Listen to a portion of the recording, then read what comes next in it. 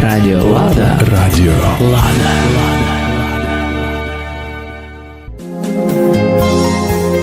Ви слухаєте цикл передач «Священное Писание подкарпатских русинов».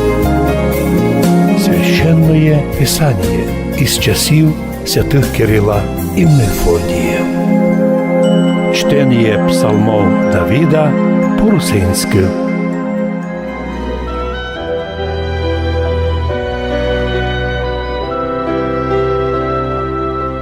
Чому 50-й псалом Давида так востребований в богослуженні новозавітному?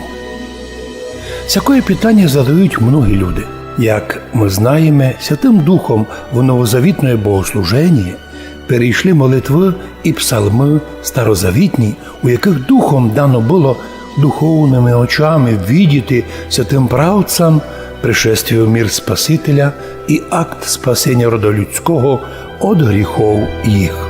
Особливо часто пользуємося псалом 50-м від чтення його майже на всіх богослуженнях, від утренньої молитви і до множества молебної акафисту. Псалтир, як благовещення в Старому Завіті, возвіщає то, що в Писанні предрік Дух Святий устами Давида, читаємо в Діяннях. На важній псалтирі указав і сам Спаситель Христос Господь. Рече же Он апостолам: «Сі суть слова, я вже глаголах вам і часи з вами, яко подобає завершитися всім словам, написаним в законі Моїсеєві, і у пророках, і у псалмах про мене». Лука 24 глава.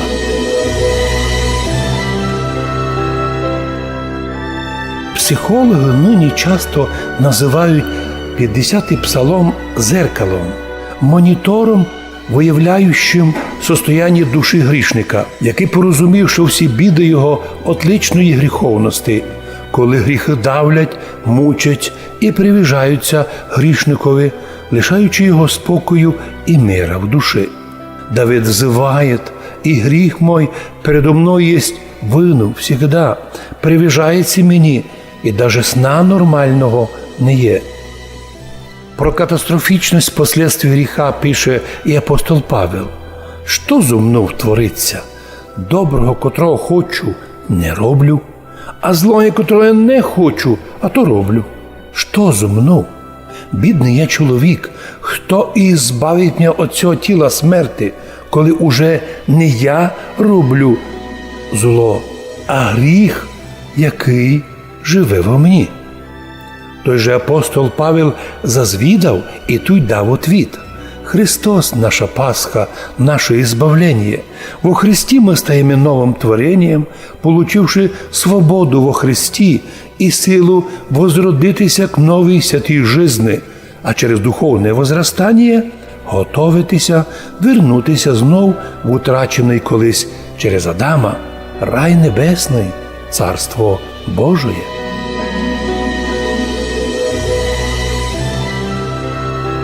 Давид древности духом предполагает и видит, что гріх глибоко вкоренився у природу чоловіка. Но увидівши гріх як страшного монстра, Давид осознає, що хіба лиш сам Бог побідить цього звіря і сам за нас оправдається, аби освободити нас від власти і послідствій гріха. І лиш сам Бог міг би побідити цей вірус гріха, причому до того, як буде Бог судити нас за наші поступки і образ життя, аби ми мали до всеобщого суда силу і інструменти боротися з гріхом. Помилуй мене, Боже, по великій милості Твоєї і по множеству щедрот Твоїх очисти беззаконня моє. Найпаче мим'я від беззаконня моєго і від гріха моєго очисти м'я.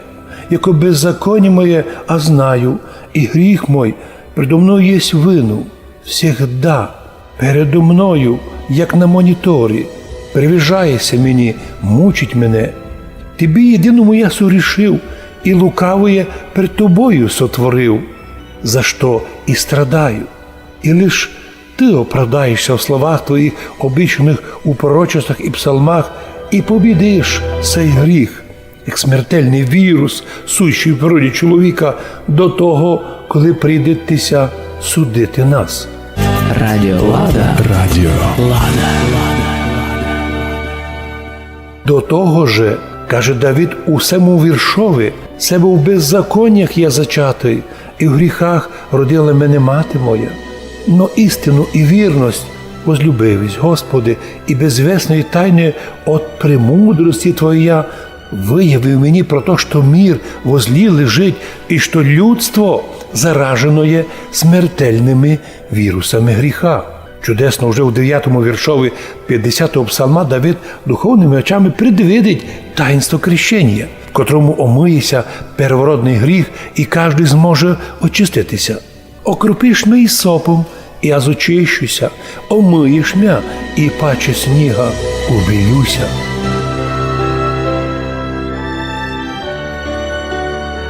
Давид вірить, що лише при духовному возрожденню Бог подарує, читаємо 10-й вірш, «Слуху моєму даш радость і веселье, що даже возрадуються кості смиренні.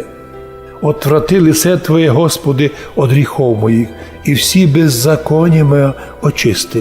Серце чисто воссозидай во мені, Боже, і дух правильний обнови в утробі моєї. Не отвержи мене від лиця Твоєго і Духа Твого Святого, пак не отойми від мене. Воздай мені радость спасіння Твоєго, коли мене освободиш від віруса гріха, і Духом владичним утверди мене в моїй вірі і надежді і любві. За такий дар Божий, в 15-му віршові, Давид каже: «Я научу беззаконних путям Твоїм, обої нечистиві к Тобі обратилися.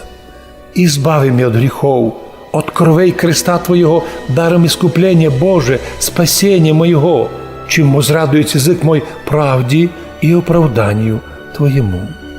Давид каже: «Господи, возрождением духовним уст ними отверзиш, і уста моя возвістять хвалу Твою».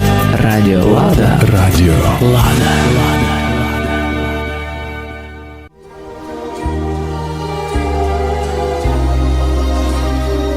А що робити з старозавітними жертвами, котрі самі собою не можуть змінити і дати свободу душі від гріхов?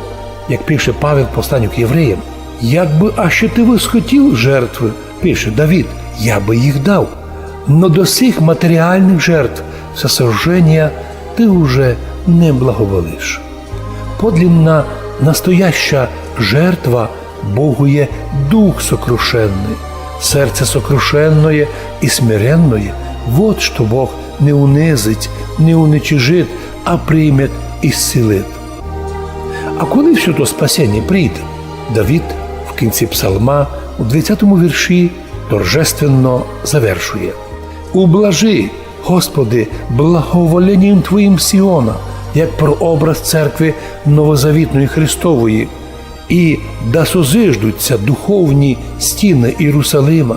Вот тогда і благоволиш принести себе в жертву оправдання на кресті, чим начнуться новозавітні возношення, літургії і все сожигаємое, тогда й возложат люди Нового Завіта на алтарь Твой новозавітні тельці, дари благодарності».